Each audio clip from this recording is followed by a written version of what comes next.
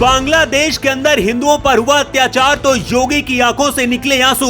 योगी ने पहली बार देश के हिंदुओं को दिया आदेश। योगी की दहाड़ सुनकर बांग्लादेशी कट्टरपंथी भागे, बॉर्डर पर पहुंची भारत की सेना। बांग्लादेश में अचानक क्यों होने लगा योगी योगी? क्या भारत भी बनने जा रहा है दूसरा बांग्लादेश? योगी आदित्यनाथ ने ऐसा क्या कह दिया कि पूरी दुनिया के कट्टरपंथियों की उड़ गई नींद?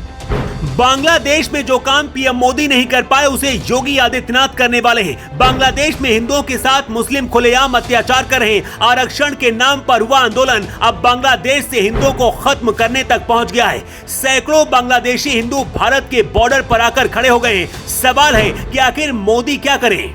क्या बांग्लादेशी हिंदुओं को भारत आने दिया जाए या फिर उनको बांग्लादेशी कट्टरपंथियों के हाथों पर मरने के लिए छोड़ दिया जाए? मोदी भले ही शांत हो, लेकिन अब योगी आदित्यनाथ का खून खौल उठा है। बांग्लादेश का नाम लेकर पहली बार योगी आदित्यनाथ ने ऐसा ऐलान कर दिया है कि बांग्लादेश में योगी योगी होने लगा है। भावुक होकर योगी ने सभी हिंदुओं को एकजुट होने के लिए कहा है।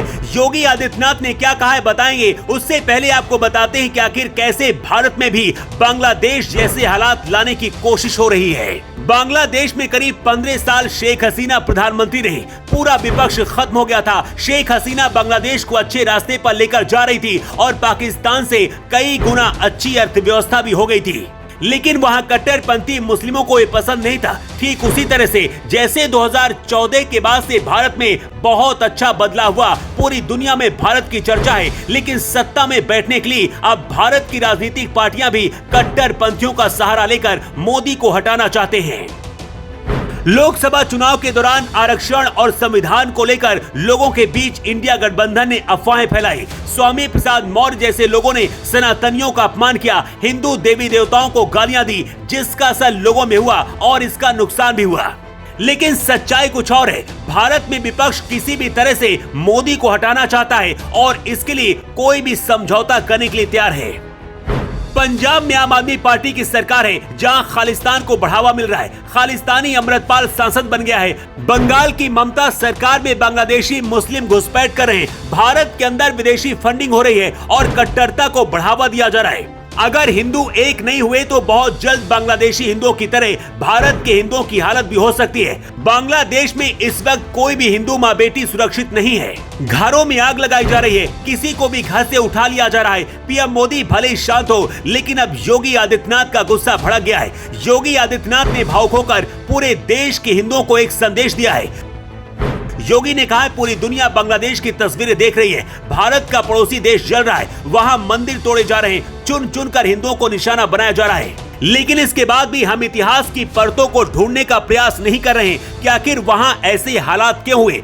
योगी आदित्यनाथ ने कहा कि सनातन पर संकट है, इस संकट से लड़ने के लिए सभी हिंदुओं को एक होना पड़ेगा।